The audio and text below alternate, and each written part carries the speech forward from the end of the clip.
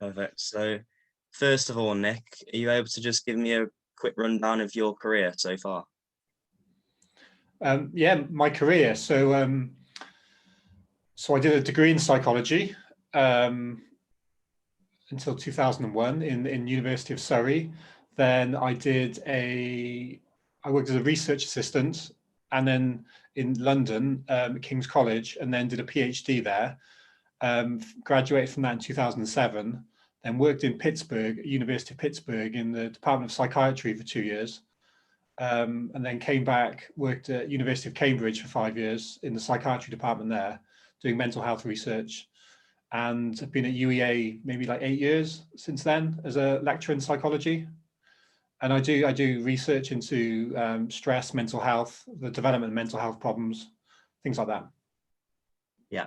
And leading on, just simply, what would you say the effects of fans not being able to watch football, what has that been on their mental well-being? Um, I mean, I don't think it would be that big a deal because hopefully they would understand the reasons why. I mean, there would be some frustration, definitely, because it probably brings great enjoyment. If you're like a really keen supporter for a team, um, I like football, and my son plays football. I managed his football team last year. I wouldn't say I follow like a big team. So maybe it's hard to know what it's like from that perspective, like, from the, but in terms of like the mental health impact as a mental health professional, um, I would say that, by, people understand the clear reasons, because the things that generally cause mental health problems are things which are uncontrollable, um, and where you get overwhelmed and you don't have the kind of mental resources to cope. Um, where there's a lot of uncertainty and uncontrollability about stuff. And I wouldn't say in this situation there is that. I mean, there's frustration, but hopefully people know that things will resume at some point. I know because I enjoy watching Premier League football or whatever, the FA Cup on the TV. Um, that make a difference. But I wouldn't say in terms of like, there's other things going on in the world at the moment, like job losses, the hit on the economy, not being able to see family, the uncertainty with that would have a bigger impact on people's mental health than being a football fan and not being able to go and watch your team play football. Yeah. That's So, my professional opinion. yeah. And to the people, to say football fans, if they believe that their struggles during this time is because of football, would you say it's more just the lockdown in general and the lockdown we had last year? Yeah, I mean, the lockdown we've got now as well, which people are Yeah. supposed to be adhering to.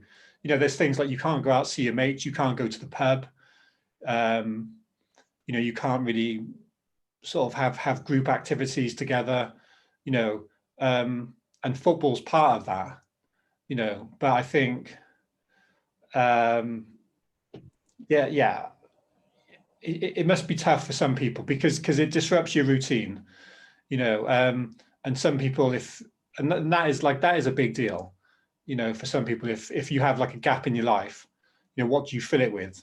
Do you just stay at home and hit the booze, or have an argument, or Yeah. whatever, or if you don't have that, then I guess it would go in proportion to how big football is part of your life.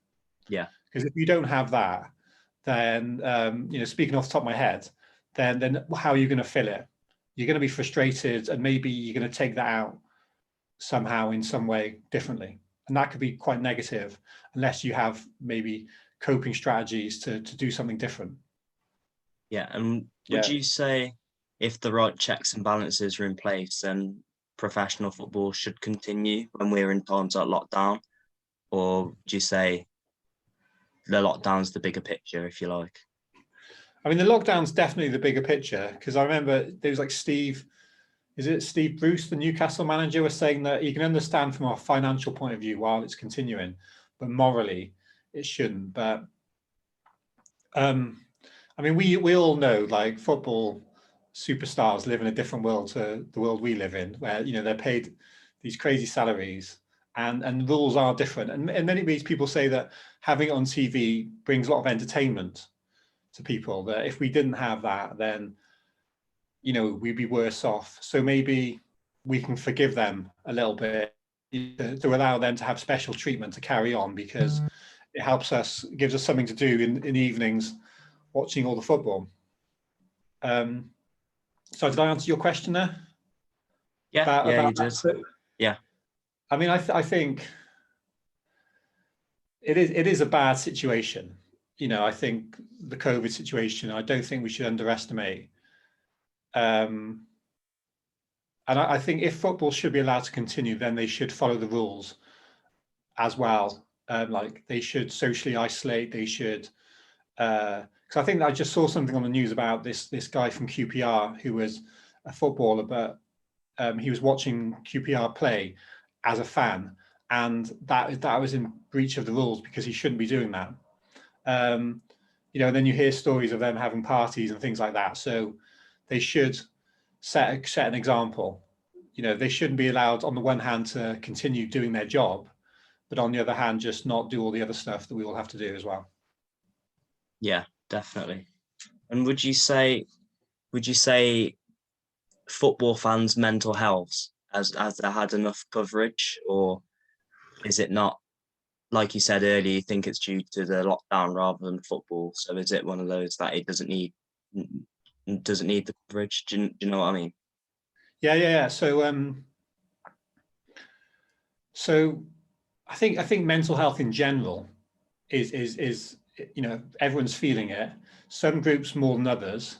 You know, like, we know that, you know, if you're a young person and you're stuck at home, probably you can't go to uni and sort of go you know, and mix with your friends. That's a big hit, and you can't maybe earn income doing part-time jobs. Um, you know, I think young people in particular are taking a big hit, because you may be feeling frustration that you're missing out on, you know, an important part of your life now.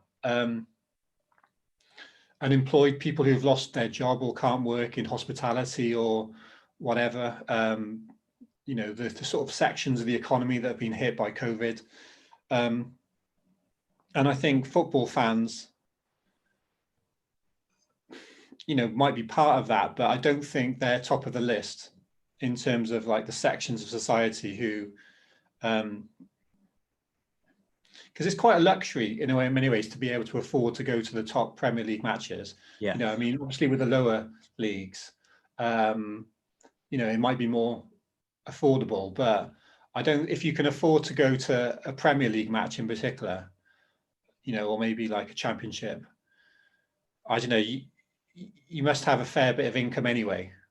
You know, so therefore, other sections of society, I think, would be more deserving of sympathy at this time, and maybe, you know, help and support.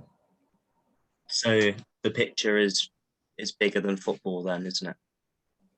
I think so. Yeah, yeah. All right. That's perfect. You've answered the question there. Thank you very much.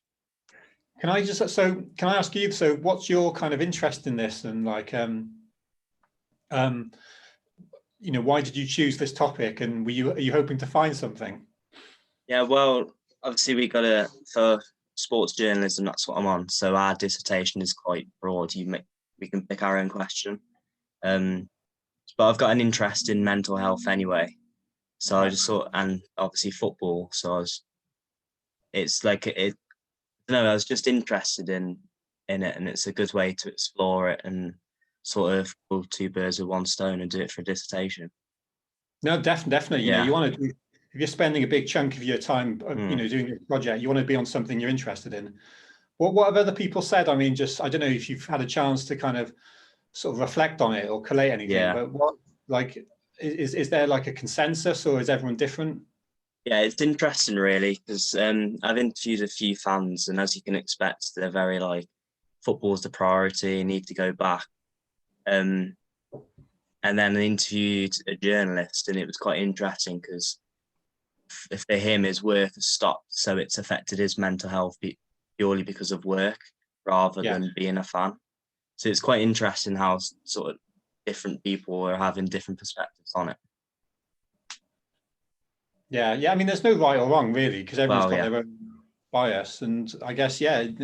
So is it quite a qualitative study where you're going to like pick out themes and quotes and things like that? yeah, it's that type of thing. Cool. Well, good luck, and yeah, Thank you. hopefully this has been helpful for you. Yeah, it has. It's been really helpful. Thank you so much. Cool. Well, good luck with everything then, Matt. Okay, Will happy do. to help. Thank you. Nice to Cheers. meet you as well. Okay, bye now. Thank you. Bye.